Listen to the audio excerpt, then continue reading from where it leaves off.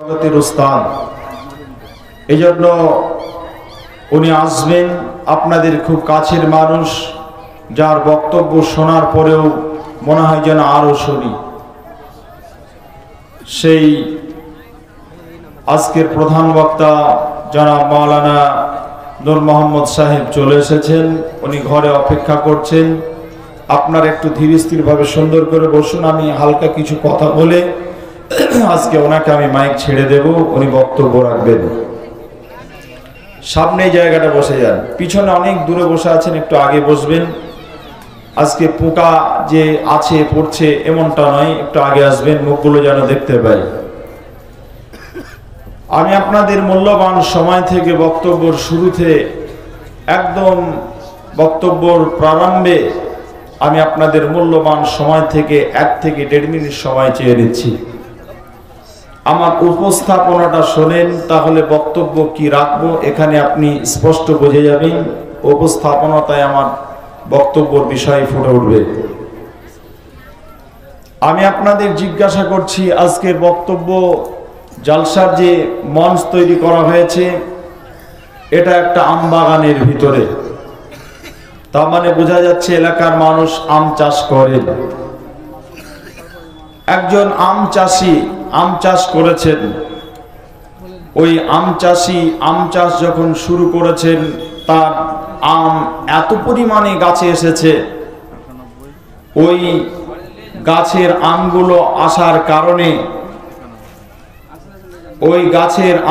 আসার কারণে যখন পাকবে, ঠিক তার আগের মুহূর্তে এবার খরিদ্দার দেখছেন বিক্রি করবেন বাগান। লোকটা ভাবছেন এবছরে যা লাভ হবে তাতে আমার বাড়ির যে কাজটা আনকমপ্লিট আছে কমপ্লিট হয়ে যাবে। উনি ভাবছেন আমার বাড়ির পাশে একটা লোক জমি বিক্রি করবে 5 কাঠা, ওই জমিটা এবার আমি কিনতে পারবো। উনি স্বপ্ন দেখছেন। স্বপ্ন দেখতে দেখতে হঠাৎ করে বাগানে কোনো বিক্রি হয়নি, কালবৈশাখী ঝড় এলো, আর এত হারে শিলাবর্ষণ হলো, গোটা বাগান সব আম পড়ে শেষ হয়ে গেল। আপনাদের জিজ্ঞাসা করছি, ওই আম চাষি তার চাষে সফলতা অর্জন করলো না বিফল হলো? কথা বলতে হবে, সফল না বিফল? বিফল। আপনার ছেলেটা গত ফেব্রুয়ারি মাসে মাধ্যমিক পরীক্ষা দিয়েছে, আপনার মেয়ে উচ্চ মাধ্যমিক পরীক্ষা দিয়েছে। আপনি স্বপ্ন দেখছিলেন আপনার মেয়েকে নিয়ে জয়েন্ট্রান্সে পরীক্ষায় বসিয়ে তাকে মেয়েদের বিশেষজ্ঞ ডাক্তার বানাবো। আপনার ছেলেকে নিয়ে আপনি স্বপ্ন দেখছেন যে আপনার ছেলে বড় হাই ক্লাস অফিসার হবে, আইপিএস অফিসার হবে, বা এরকম উচ্চ পদস্থ একজন অফিসার হবে। এটা আপনি স্বপ্ন দেখছেন। কিন্তু আপনার ছেলে, আপনার মেয়ে মাধ্যমিক পরীক্ষা, উচ্চ মাধ্যমিক পরীক্ষাতে 3টে বিষয় করে 3টা সাবজেক্টে ফেল করলো। আপনার মেয়ে মাধ্যমিক দিয়েছে, 3টা বিষয়ে ফেল করেছে। আপনি যখন হেডমাস্টারের কাছে অ্যাডমিশনের জন্য গেছেন, ভর্তি করানোর জন্য 11 ক্লাসে, হেডমাস্টার কাগজ দেখার পর বলছে আমি তো ভর্তি নিতে পারবো না। কেন মাস্টারমশাই ভর্তি নিতে পারবেন না? মাস্টারমশাই বলছেন আপনার মেয়ে 3টা বিষয়ে ফেল করেছে। এটা নিয়ম নয় যে একটা ফেল করা ছাত্র বা ছাত্রীকে 11 ক্লাসে তাকে ভর্তি করানো যাবে, এটা নিয়ম নয়। এই নিয়মের আধারে আপনার মেয়েকে আমি ভর্তি করাতে পারবো না। লোকটা বলছে কি হবে? আমার যে অনেক স্বপ্ন ছিল। হেডমাস্টার বলছে আপনার স্বপ্ন চুরমার হয়ে নষ্ট হয়ে গেছে, আপনার স্বপ্ন ব্যর্থ হয়ে গেছে। আপনার ছেলের জন্য হেডমাস্টার একই কথা বলল যে আপনার মেয়ে ছেলেটা সে সফল হতে পারেনি, সে পরীক্ষায় উত্তীর্ণ হতে পারেনি। এখন আপনাকে যদি কেউ জিজ্ঞাসা করে আপনি পিতা হিসাবে সফল না বিফল? আপনি বিফল পিতা। আপনার ছেলেও বিফল, আপনার মেয়েও বিফল, আপনি পিতা হিসেবে আপনিও বিফল। বহু মানুষ ব্যবসা করছেন, ব্যবসাতে টাকা ইনভেস্ট করে ব্যবসা শুরু করেছেন।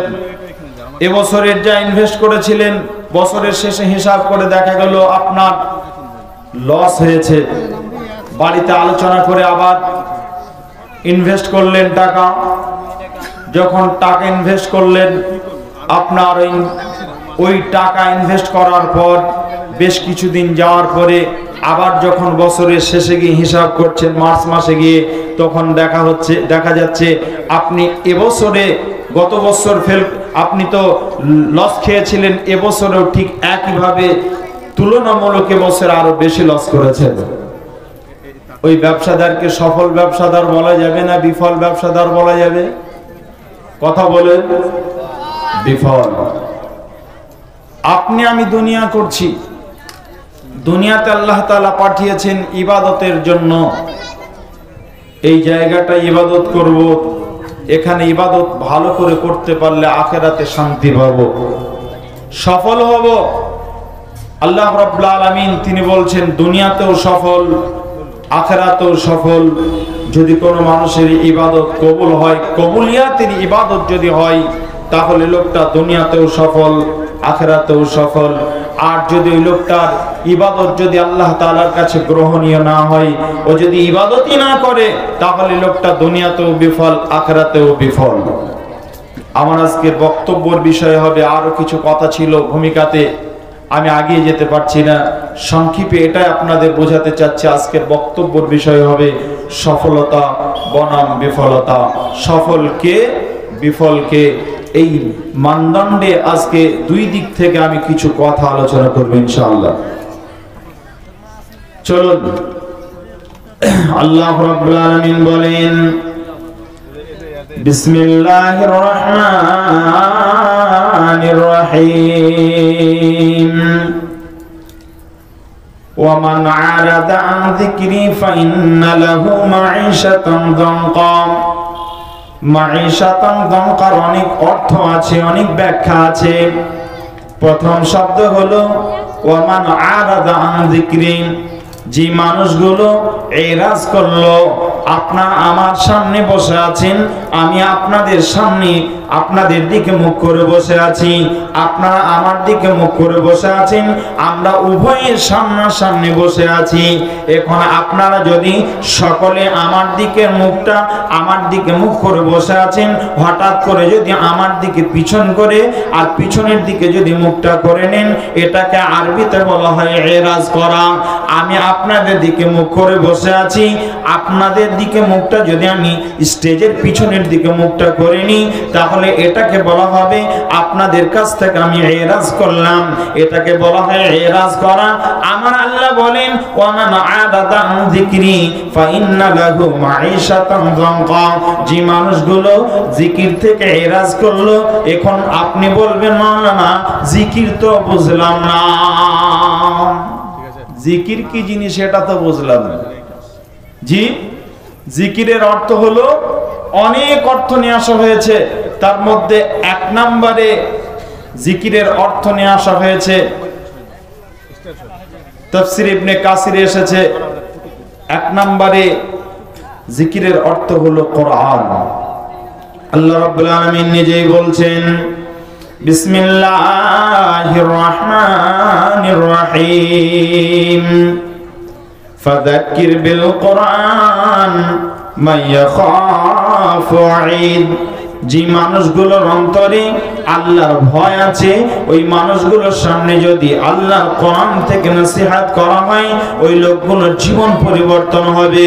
আর তাদের জীবনে যদি আল্লাহর ভয় না থাকে, যতই আল্লাহর কথা বলা হোক না কেন, তাদের জীবন পরিবর্তন হওয়ার সম্ভাবনা কম থাকবে। অতএব বন্ধুরা আমার, আল্লাহ রাব্বুল আলামিন এখানে বলতে চেয়েছেন, এখানে জিকিরের অর্থ বলেছেন আল্লাহ তাআলা, জিকিরের অর্থ করেছেন কোরআন। অতএব বন্ধুরা আমার, এই কোরআনের মতো করে যারা জীবন যাপন করবে, কোরআনের ধাঁচে কোরআনের নিয়মে যারা জীবন যাপন করবে, ওই মানুষগুলো দুনিয়াতে সফল হবে। আর যে মানুষগুলো কোরআনের মতো জীবন যাপন করবে না, ওই লোকগুলো দুনিয়াতে বিফল হয়ে যাবে।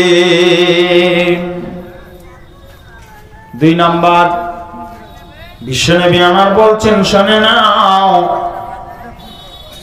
আল্লাহর নবী বলছেন যে মানুষটার নামাজের মতো একটা ইবাদত কবুল হয় না, যে মানুষটার নামাজ কবুল হলো না, লাম তুকবালু লাহু সালাতান, যে মানুষটার নামাজ কবুল হলো না, ওই লোকটা পৃথিবীতে যত ইবাদত আছে কোন ইবাদত তার কবুল হবে না। যে মানুষটা সালাতের মতো নামাজের মতো ইবাদত কবুল হবে না, ওই লোকটার বাকি ইবাদতগুলো কবুল হবে না। বন্ধুরা আমার, বিশ্বনবী মুহাম্মদ রাসূলুল্লাহ সাল্লাল্লাহু আলাইহি ওয়াসাল্লাম বলেছেন, একটা সুন্দর প্যাটার্ন দিয়েছেন, সুন্দর একটা ইবাদতের ধরন দিয়েছেন। এখন আপনাদের সামনে যদি আমি জিজ্ঞাসা করি, মাওলানা আপনাদের সামনে জিজ্ঞাসা করছি, আমি একজন মাওলানা হিসেবে আপনাদেরকে জিজ্ঞাসা করছি, আপনারা প্রাণ খুলে যারা জানেন তারা বলবেন, যারা জানেন না তারা চুপচাপ শুনবেন। আপনারা বলেন, কোরআন, এটার নাম হলো কোরআন, এটার নাম হলো কোরআন। এই কোরআনটাতে যতগুলো অক্ষর আছে, যতগুলো শব্দ আছে, যতগুলো সেন্টেন্স আছে, এগুলো কার কথা? জোরে বলেন, কার কথা? এই কোরআনে যা কিছু আছে, যত অক্ষর আছে, যত শব্দ আছে, কার? এই কোরআনটার নাম হলো কালামুল্লাহ। কালাম মানে কথা, আল্লাহ মানে আল্লাহ। এই কোরআনটার নাম হলো কালামুল্লাহ।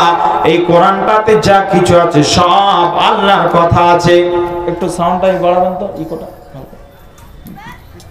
বন্ধুরা আমার, এই কোরআনের মধ্যে যা কিছু আছে সব আল্লাহর কথা আছে। আমি আপনাদেরকে জিজ্ঞাসা করছি, এখন যদি আপনি কোরআন থেকে পড়েন তাহলে কার কথা পড়বেন? আল্লাহর। আমি যদি পড়ি আল্লাহর কথা পড়বো, মাওলানা পড়লে আল্লাহর কথা পড়বেন। এটা আপনি আমি সবাই বুঝতে পারলাম। কোরআন পড়লে পারে আল্লাহর কথাগুলোই পড়া হবে। আপনাদের এলাকাতে প্রত্যেকটা মসজিদে মুয়াজ্জিন আযান দেয়, 5 বার আপনাকে ডাক দেয়, হাইয়া আলাস সালাম, হাইয়া আলাল ফালাহ। মুয়াজ্জিন আযান দেয়, মুয়াজ্জিন আপনাদের নির্দিষ্ট একজনকে মুয়াজ্জিন বানানো হয়েছে, অথবা বিভিন্ন জন আযান দেয়, ঠিক টাইমে টাইমে আযান দেয়। যে লোকটা আযান দেয় ওকে মুয়াজ্জিন বলা হয়। অতএব বন্ধুরা আমার, যে লোকটা আযান দিল ওই লোকটাই মুয়াজ্জিন হলো। মুয়াজ্জিন যেই কথাগুলো বলে এগুলো তার বানানো কথা বলে না, তার বাবার কথা বলে না, তার দাদার কথা বলে না, তার বংশের কেউ শিখিয়ে দিয়েছে সেগুলো বলে? বলে নিজের বানানো কথা বলে মুয়াজ্জিন? বলে না। তাহলে কার কথা? এগুলো পরোক্ষভাবে সব আল্লাহর কথা। বিশ্বনবী মুহাম্মদ রাসূলুল্লাহ সাল্লাল্লাহু আলাইহি ওয়াসাল্লামকে যখন যেই সময় আলোচনা শুরু হলো সাহাবীদের মাঝে, আযান নামাজের জন্য কিভাবে ডাকা হবে, সালাতের জন্য মানুষকে কিভাবে ডাকা হবে, বিভিন্ন প্যাটার্ন সেখানে আলোচনা শুরু হলো, বিভিন্ন পদ্ধতি আলোচনা শুরু হলো। এক পর্যায়ে একজন সাহাবী বললেন, ইয়া রাসূলুল্লাহ, আমি একটা স্বপ্ন দেখেছি, ওই বাক্যগুলো কি বলবো? ওই সাহাবী বললেন, সবাই বাক্যটা পছন্দ করলেন, সেটাই হলো আযানের প্যাটার্ন। ওই আযানটা একজন স্বপ্নের মাধ্যমে দেখেছিলেন। ওই স্বপ্নটা দেখিয়েছিলেন কে? না, ওই স্বপ্নটা দেখিয়েছিলেন স্বয়ং রব। ওই রব যেহেতু ওই শব্দগুলো শিখিয়েছেন স্বপ্নের মাধ্যমে, আর ওটাই বিশ্বনবী পছন্দ করলেন। সবাই বললেন, না এটাই ঠিক আছে, ওই আযানটা দেওয়া হয়। ওই আযানটা যদি দেওয়া হয়, ওই আযানটা কিন্তু কারোর ব্যক্তিগত কথা নয়, ওগুলো পরোক্ষভাবে আল্লাহর কথা বলা হয়। ও মুসলমান, আমি আপনাদের সামনে যে কথাটা বলছি সেটা শুনেন। বিশ্বনবী মুহাম্মদ রাসূলুল্লাহ সাল্লাল্লাহু আলাইহি ওয়াসাল্লামের বানানো মুয়াজ্জিন যদি আযান দেয়, ওই আযানে যে মানুষগুলো সালাত আদায় করতে আসবে, ওরা কোথায় আসবে? না মসজিদে আসবে। কোথায় নামাজ পড়বে? না তারা আল্লাহ তাআলার সান্নিধ্যে এসে তারা লুটে পড়বে, আল্লাহকে খুশি করার জন্য তারা সালাত আদায় করবে। মুয়াজ্জিন আযান দিয়েছে, মসজিদে যাওয়ার সময় নেই, অনেক দূরের মসজিদ। মসজিদ, আপনি কোন ক্রমে আযানটা শুনতে পেয়েছেন, আপনি যেতে পারবেন না, আপনি ওই জায়গাতে ওই অবস্থাতে আপনি পড়ে নেন। নামাজ কিন্তু আপনার মাপ নেই, সালাত আপনার আপনি মাপ কোন জায়গাতে পাবেন না। বন্ধুরা আমার, ওই সালাতের প্যাটার্নটা আল্লাহ তাআলা দিলেন। আল্লাহ রাব্বুল আলামিন বলেছেন, শোনো, একটা জিনিস আমাকে দেবে আর দুটি জিনিস নক দিয়ে আমার তরফ থেকে রিটার্ন পেয়ে যাবে। ওই জিনিসটা কি? আল্লাহ রাব্বুল আলামিন কোরআনুল কারীমের মধ্যে বলছেন, বিসমিল্লাহির রহমানির রহিম, লিইলাফি কুরাইশ ইলাফিহিম রিহলাতাশ শিতাই ওয়াস সাইফ ফালইয়াবুদু রাব্ব হাযাল বাইত আল্লাযী আত'আমাহুম মিন জু'ইন ওয়া আমানাহুম মিন খাউফ। আল্লাহ রাব্বুল আলামিন বলেন, আল্লাহ তাআলা বলেন, তোমরা ওই ঘরের মালিকের ইবাদত করো, ওই ঘরের মালিকের ইবাদত করো। ফালিয়াবুদু ইবাদত করো, ফালিয়াবুদু রাব্ব হাযাল বাইত, ওই ঘরের মালিকের ইবাদত করো। তাহলে তোমরা যদি এই ঘরের মালিকের ইবাদত করতে পারো, অর্থাৎ আল্লাহ যদি তোমরা ইবাদত করতে পারো, আমি আপনাদের এখানে মাঝে একটা কথা বলি, এখানে আমরা যতগুলো মানুষ বসে আছি, আমাদের কেউ না কেউ অভিভাবক আছেন, ছিলেন, এটাই আসল কথা। জি, অভিভাবক আছে না নেই? আছে, প্রত্যেকের অভিভাবক আছে। এখন যদি আমাকে অন্যায় ভাবে এক চড় মেরে দেন, আপনার এই ছোট্ট বাচ্চাটাকে যদি কেউ এক চড় মেরে দেয় অন্যায় ভাবে, অন্যায় করিনি, ওর গার্জেন কি বলবে? অভিভাবক কি বলবে? মারলে কেন ছেলেটাকে? কি দোষ করেছে? আমি ওর বাপ আছি, তারপরে আমার সামনে মারলে? বলবে কি বলবে না? কথা বলেন, বলবে কি বলবে না? বলবে। এরপরে যদি সামান্য একজন অভিভাবক পিতা যদি তার সন্তানকে মারলে পারে, এটা যদি সঙ্গে সঙ্গে প্রোটেস্ট করে, তাহলে আল্লাহ রাব্বুল আলামিন একজন রব, তিনি আছেন, তিনি হলেন আমাদের অভিভাবক। আল্লাহ বলেন, বিসমিল্লাহির রহমানির রহিম, আল্লাহু ওয়ালিয়্যুল্লাযীনা আমানু ইখরিজুহুম মিনাজ-যুলুমাতি ইলান-নূর।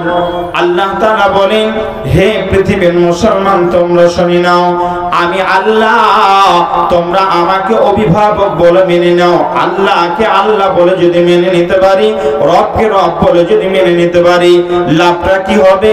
আল্লাহ বলছেন, আমি অন্ধকার থেকে তোমাদেরকে আলো অর্থাৎ নূর, অর্থাৎ আমি তোমাদের ঈমান নামক আলো তোমাদের ভিতরে প্রবেশ করাবো। আর যার ভিতরে ঈমান থাকবে, ওই মানুষটা যত প্রকারের নোংরা কাজ আছে, যত প্রকারের অপকর্ম আছে, আল্লাহ যেগুলো ওই মানুষটা করলে পারে, আল্লাহ যেগুলো নারাজ হয়ে যান, ওই কাজগুলো ওই লোকটার মাধ্যমে হবে না, কারণ তার ঈমান নামক ব্রেক তাকে বারবার তাকে প্রতিরোধ করবে। না, এ অন্যায় করা যাবে না। কেন না? তার ভিতরে ঈমান নামক বস্তু ঢুকে গেছে। মানুষ দিনের আলোতে চুরি করতে পারে না, পারে? দিনের আলোতে চুরি করতে পারে না। যত অন্যায়, অত্যাচার, মার্ডার, খুন খারাপি সব কিন্তু রাতেই বেশি হয়, ঠিক না ভুল? জি, অর্থাৎ ঈমান যদি থাকে, ঈমান হলো আলো, আলো যদি আপনার ভিতরে থাকে, তাহলে আপনি ওখানে অন্যায় করতে পারবেন না। তা আল্লাহ বলছেন, আমাকে যদি অভিভাবক বলে মেনে নাও, তাহলে তোমাদের লাভটা কি হবে? লাভটা হলো এই যে তোমরা কোনোদিন ক্ষুধার্ত অবস্থায় থাকবে না। আল্লাযী আত'আমাহুম মিন জু'ইন ওয়া আমানাহুম মিন খাউফ। আমি তোমাদের মাবুদ, আমি তোমাদের আল্লাহ, আমি তোমাদের রব। এই রবকে যদি তোমরা রব বলে মেনে নিতে পারো, আর তার যদি তোমরা দাসত্বকে স্বীকার করে নাও, অর্থাৎ তার ইবাদত যদি ইবাদতে মশগুল হয়ে যাও, তার ইবাদত যদি তোমরা সর্বত্র করো, আমি আল্লাহ তাআলা তোমাদের জন্য ঘোষণা দিচ্ছি, শুনে নাও।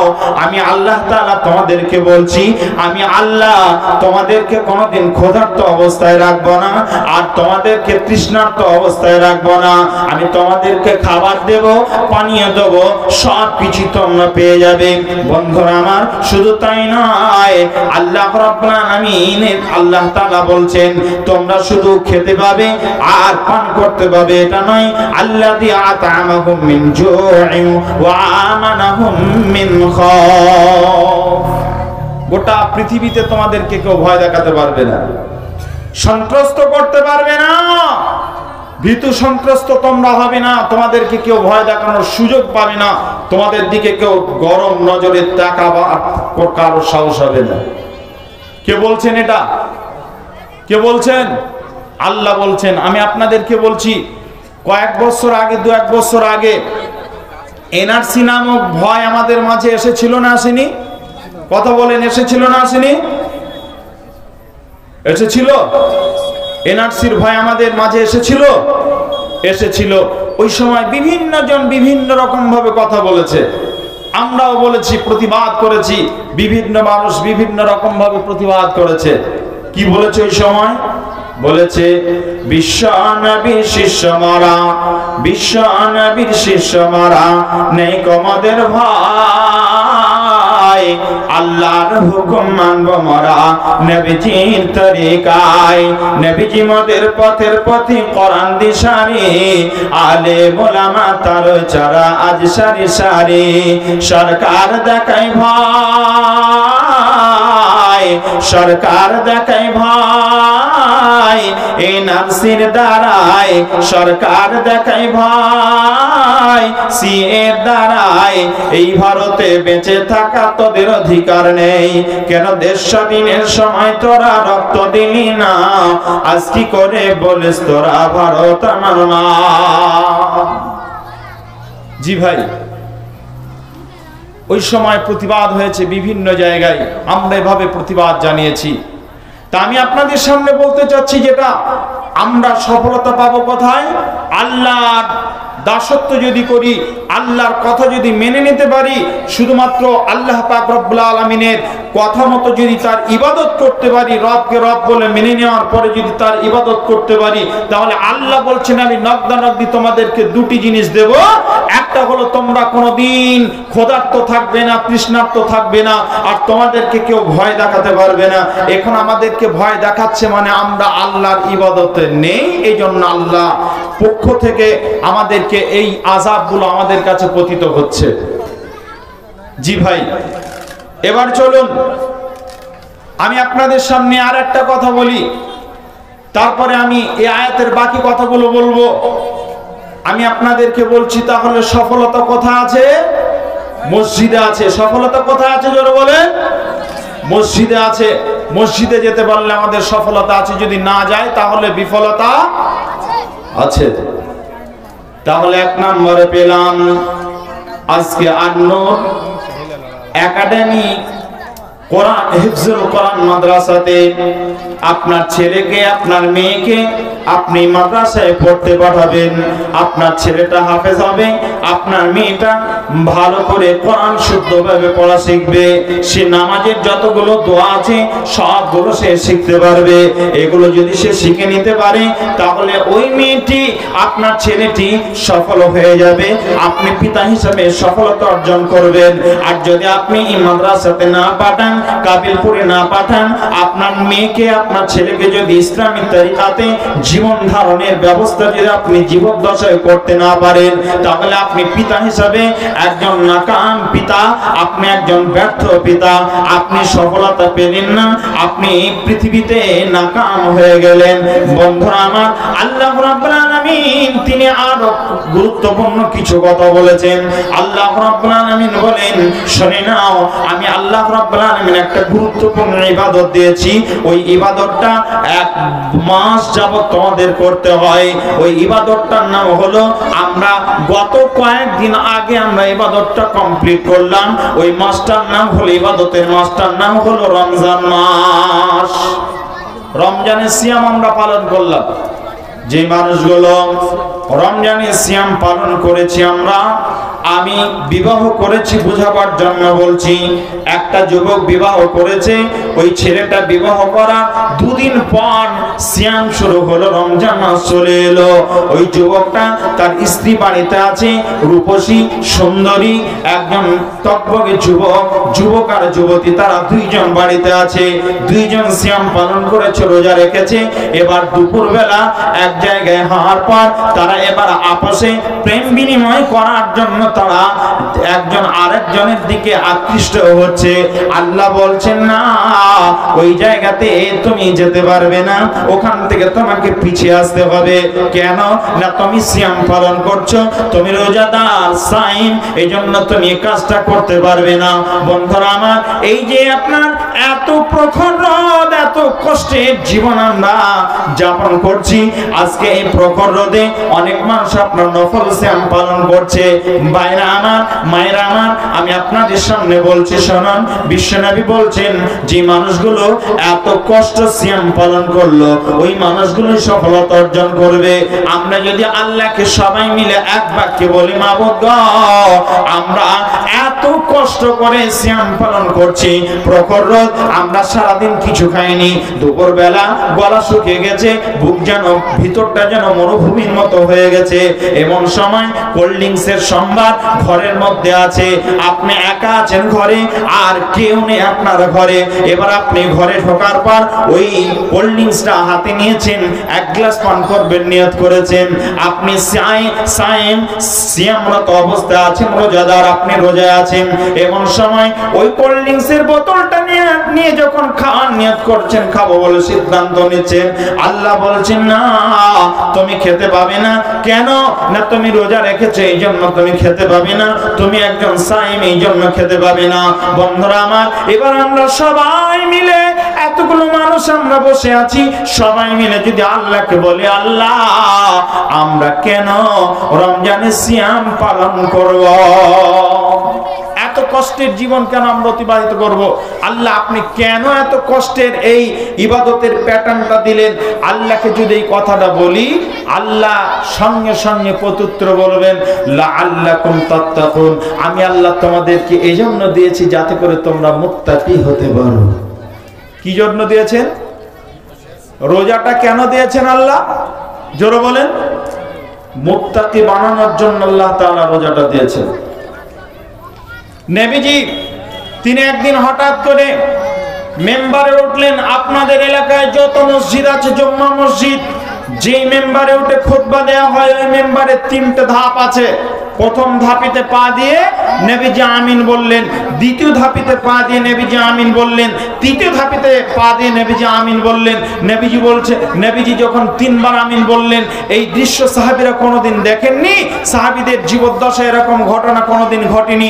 আল্লাহর নবীর সাহাবীরা জিজ্ঞাসা করছেন, কিলা ইয়া রাসূলুল্লাহ, হে নবী, আপনার তো আশ্চর্য একটা জিনিস দেখলাম, আপনার মুখ থেকে শুনলাম 3টা ধাপেতে উঠলেন আর 3বার আপনি আমিন বললেন, কারণটা কি? কি জন্য আপনি আমিন বললেন?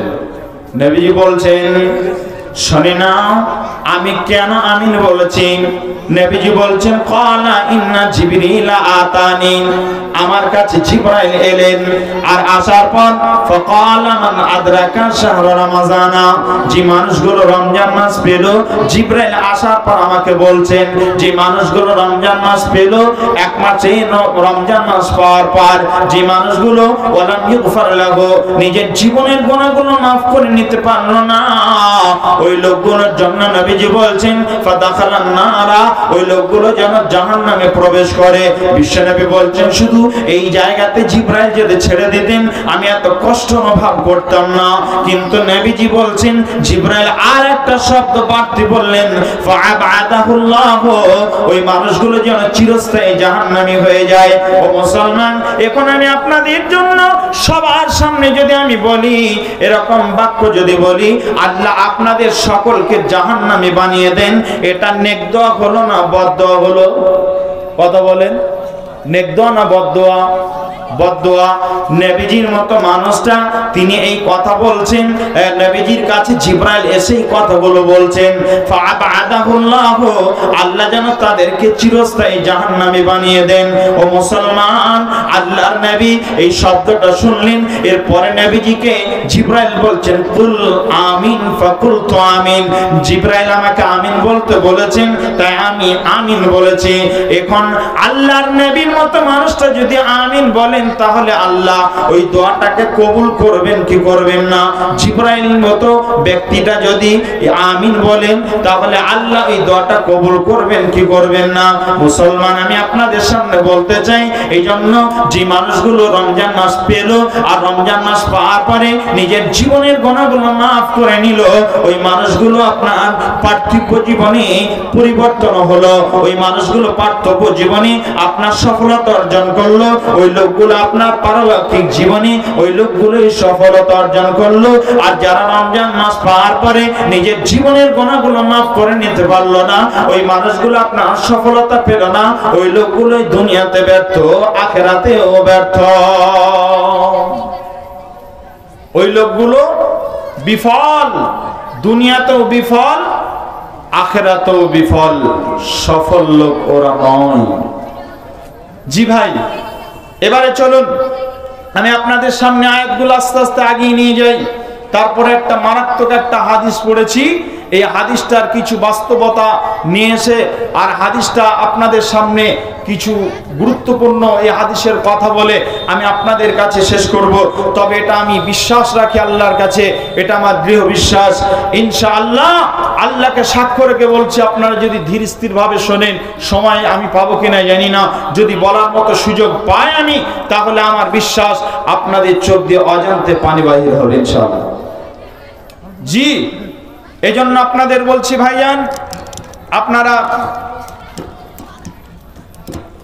আপনারা যারা বসে আছেন ধীর স্থির ভাবে শোনেন। বিসমিল্লাহির রহমানির রহিম। ومن عرض عن ذكري فإن له معيشة ضنكا ونحشره يوم القيامة أعمى। যে মানুষগুলো শরীয়ত সম্মত জীবন যাপন করবে না, যে মানুষগুলো শরীয়ত সম্মত জীবন যাপন করবে না, ওই মানুষগুলোর জন্য আল্লাহ পাক রব্বুল আলামিন বলছেন, আমি সঠিক কথাটা বলছি, যে মানুষটা কোরআনের মতো জীবন যাপন করবে না, রাসূল যে নির্দেশিকায় জীবন যাপন করতে বলেছেন, নবীর তরিকাতে জীবন যাপন করবে না, যাদের মধ্যে সালাত নেই, যাদের মধ্যে আপনার সিয়াম নেই, যাদের মধ্যে শরীয়তের বিধিবিধান নেই, ওই মানুষগুলো দুনিয়াতে বিফল, ওই লোকগুলো আখিরাতেও বিফল। আর যাদের মধ্যে এগুলো বিদ্যমান আছে, ওই লোকগুলো আপনার দুনিয়াতেও সফল আর আখিরাতেও সফল। এবারে আল্লাহ তাআলা বলেন, ওয়ামান আরাদা আন যিকরি ফাইন্না লাহু মাঈশাতান যানকা। যে মানুষগুলো এই কোরআনের মতো, যে মানুষগুলো নবীর তরিকার মতো জীবন যাপন করলো না, ওই মানুষগুলো আল্লাহ পাক রব্বুল আলামিন বলছেন, ইসরাফিল নামক ফেরেশতা যেই দিনে বাঁশি ফু দিয়ে দেবেন, বাঁশিতে হুইসেল মেরে দেবেন, ওই দিনে গোটা পৃথিবী আপনার চুরমার হয়ে যাবে। ওই দিন আর পৃথিবীর অস্তিত্ব থাকবে না, পৃথিবীর গ্যারান্টি ওই দিনে শেষ হয়ে যাবে, পৃথিবীর ওয়ারেন্টি ওই দিনে শেষ হয়ে যাবে, পৃথিবী ধ্বংস হয়ে যাবে।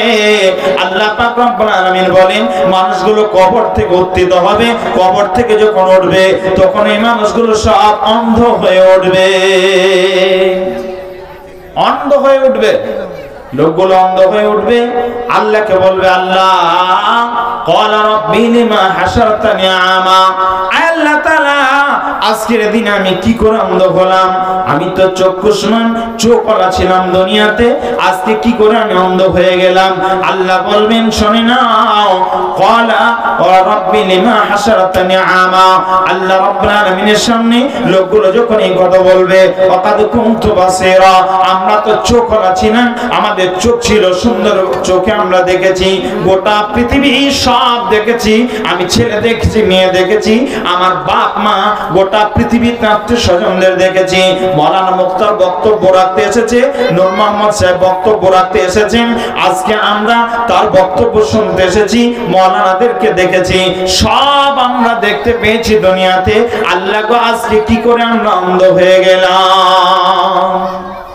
আল্লাহ জবাবে বলবেন, قال رب لما حشرتني أعمى وقد كنت بصيرا قال كذلك آتتك آياتنا فنسيتها وكذلك اليوم تنسى আজকে কি করে অন্ধ হলে শুনে নাও তোমাদেরকে আমি আল্লাহ তাআলা চোখ দিয়েছিলাম এই চোখের হক আদায় করনি এই আয়াতের তাফসীর করতে গিয়ে আরেকটা আয়াত মুফাসসিরিন ইকরাম নিয়ে এসেছেন আল্লাহ তাআলা অন্য একটা আয়াত দিয়ে আয়াতের তাফসীর করেছেন আল্লাহ রাব্বুল আলামিন বলেন বিসমিল্লাহির রহমানির রহিম ওয়ামান কানা ফি হাযিহিল আমা ওয়ামান কানা ফি হাযিহিল আমা ফাহুয়া ফিল আখিরাতি আমা যে মানুষগুলো চোখ আছে দুনিয়াতে কিন্তু চোখ দিয়ে ভালো কিছু দেখেনি ওই লোকগুলো দুনিয়াতেই অন্ধ আজকে আমার চোখ আছে হঠাৎ করে চোখটা যদি এরকম বন্ধ করে দিই আমি কিছুই দেখতে পাবো না আপনারা আমাকে দেখতে পাচ্ছেন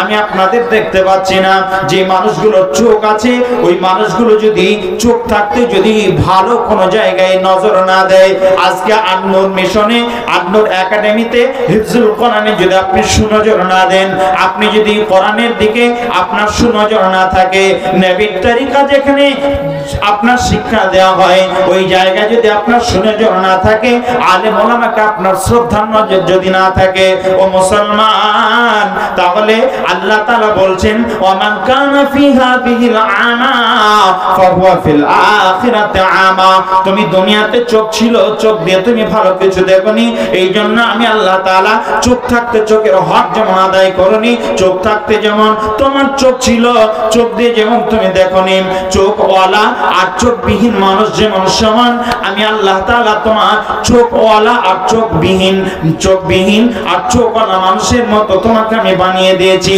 তোমার চোখ থাকতে চোখ দিয়ে তুমি দেখোনি আমি আল্লাহ তাআলা আজকে তোমাকে এই জন্য অন্ধ বানিয়ে দিয়েছি ওয়ামান কানা ফি হাযিহিল আমা ফাহুয়া ফিল আখিরাতি আমা দুনিয়াতে অন্ধ ছিলে চোখ থাকতে চোখের হক আদায় করনি এইজন্য আমি আল্লাহ তাআলা আজকে তোমাদেরকে আখিরাতের ময়দানে আমি তোমাদেরকে অন্ধ অবস্থায় উত্থিত করেছি আমি অন্ধ বানিয়ে দিয়েছি ভাইরা আমার এবার চলুন বিশ্বনবী মুহাম্মদ রাসূলুল্লাহ সাল্লাল্লাহু আলাইহি ওয়াসাল্লামের একটা গুরুত্বপূর্ণ একটা হাদিস আপনাদের সামনে আমি বলি তার আগে আমি আপনাদের সামনে জিজ্ঞাসা করছি আপনারা মন খুলে বলবেন যতগুলো মানুষ এখানে আছেন আল্লাহ রাব্বুল আলামিন একটা আয়াত দিয়েছেন ওই আয়াতটা কি ওই আয়াতটা হলো বিসমিল্লাহির রহমানির রহিম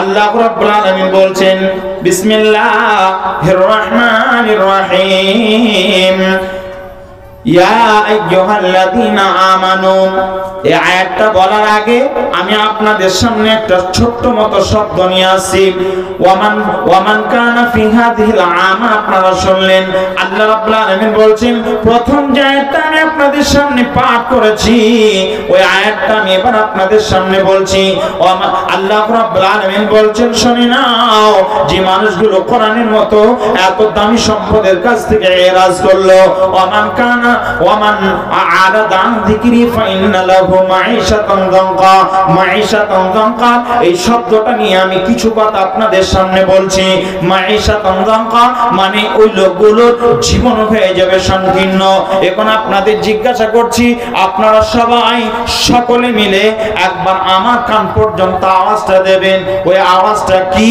না ওই আওয়াজটা হলো এই বিশ্বনবী মুহাম্মদ রাসূলুল্লাহ সাল্লাল্লাহু আলাইহি ওয়াসাল্লাম বলেন ওই আওয়াজটা কি না ওই আওয়াজটা হলো নবীজি এক সময় তার সাহাবীদের মাঝে বলেছিলেন আজ থেকে তোমাদের জন্য সুদকে হারাম করে দেওয়া হলো আমি আপনাদের জিজ্ঞাসা করছি সুদ হালাল না হারাম সবার জন্য না কিছু মানুষের জন্য সবার জন্য আল্লাহ বলছেন বিসমিল্লাহির রহমানির রহিম ইয়া আইয়ুহাল্লাযীনা আমানু তাকুল্লাহ ওয়াযারু মা বাকিয়া মিনার রিবা ইন কুনতুম মুমিনিন। হে ঈমানদারেরা, যারা আল্লাহকে ভয় করো, শুনে নাও, যদি তোমরা আল্লাহকে ভয় করার পর যদি নিজেকে মুমিন বলে দাবি করো, তাহলে সুদের মতো জঘন্য পাপ থেকে তোমরা নিজেকে পরহেজ করে নাও। এই সুদ তোমাদের খাওয়া যাবে না যদি তোমরা নিজেকে মুমিন বলে দাবি করো। তাহলে আয়াত থেকে বোঝা যায় যারা মুমিন নয় তাদের জন্য কি সুদ হালাল? হারাম। আবার সুদ যদি হারামই হবে, তাহলে কিছু মানুষ যে একদম হালাল মনে, তারা তো মুসলমান, আমাদের ঘরের সন্তান, খাচ্ছে কি খাচ্ছে না? খাচ্ছে। তাহলে সুদ সবার জন্য হালাল নয়, কিছু মানুষের জন্য হারাম, আর কিছু মানুষের জন্য যারা খাচ্ছে হালাল মনে করে, এরা মুমিন নয়, নিজেকে মুমিন বলে তারা দাবিও করে না, আর মুমিন বলে নিজেকে পরিচয় দেয় না, আর মুমিন হবো এই আশাও রাখে না হয়তো, যার জন্য তারা একইভাবে 100 মাইল বেগে চালিয়ে যাচ্ছে। আমার গ্রামে একজন মানুষ আছে, আমার ভাই সম্পর্কে হয়, আমি তাকে মাঝে মধ্যে বলি, ভাই অনেক হয়েছে, এবার ছেড়ে দাও, তুমি তওবা করে নাও, আল্লাহ হয়তো তোমাকে মাফ করে দিতে পারে। বহু কিছু করেছো, সুদের ব্যবসা করতে গিয়ে, সুদের কারবার করতে গিয়ে বহু কিছু করেছো, এখন ইস্তেগফার করো, আর যা পাও ওগুলো সব ছেড়ে দাও, তওবা করে নাও। আমাকে বলছে, ভাই ঠিকই বলছিস, কিন্তু লোভ সামলাতে পারছি না। 1 কোটি টাকা পাই রে আমার কাছ থেকে, আমি একজনের কাছ থেকে 1 কোটি টাকা পাই, নিয়েছে 1 লাখ টাকা, 1 কোটি টাকা হয়েছে, কি করে ছাড়বো? আমি তো ভাবছি ওই রাস্তার ধারে, রোডের পাশের ওই জমিটা দখল করব, ওই জমিটা আমার নামে লিখে নেব। জি, তা এরকম চিন্তা ভাবনা করছে, ছাড়ছে না। আর দেখবেন এই করতে করতে করতে করতে আল্লাহ তার কালেমা নসিবও করবে না, তওবা করার সুযোগও পাবে না। এই অবস্থাতে, এই হালাতেই শেষ হয়ে যাবে, এরা মুমিন হতে পারবে না। ভাইজান, এই আয়াতটা যখন নাজিল হলো, হযরতে ইবনে আব্বাস নবীর চাচা, তখন উনি বড় সুদারো, অনেক বড় সুদের ব্যবসাদার ছিলেন। আয়াতটা শুনতে পেলেন, দৌড়াতে দৌড়াতে নবীর কাছে গেলেন, নবীকে বলছেন, চাচা আমার নামে ভাতিজা কোনো আয়াত এসেছে আল্লাহর তরফ থেকে, কোনো সিদ্ধান্ত এসেছে নাকি? বললেন, হ্যাঁ, কোরআনের আয়াত এসেছে। এই আয়াতটা পড়ে শুনিয়ে দিলেন, বিসমিল্লাহির রহমানির রহিম, ইয়া আইয়ুহাল্লাযীনা আমানু তাকুল্লাহ ওয়া যারু মা বাকিয়া মিনার রিবা ইন কুনতুম মুমিনিন। এই আয়াতটা শোনার পর হযরত ইবনে আব্বাস রাদিয়াল্লাহু তাআলা আনহু বলছেন, আজ থেকে আমি সুদের কারবার করব না, আমি যেটা পেতাম সব মানুষকে আমি দিয়ে দিলাম, আর আমি আসল নেব না, আমি আমার ওই বর্ধিত টাকাটাও নেব না। ওই মানুষগুলো আল্লাহর প্রতি কত, আল্লাহকে খুশি করার জন্য কত তাদের ত্যাগ ছিল, এই জন্য আল্লাহ তাআলা তাদের এই আমলের উপরে, এই কাজের উপরে আল্লাহ তাআলা সন্তুষ্ট হয়ে তাদের নামের শেষে রাদিয়াল্লাহু তাআলা আনহু এই শব্দটা যোগ করে দিয়েছে।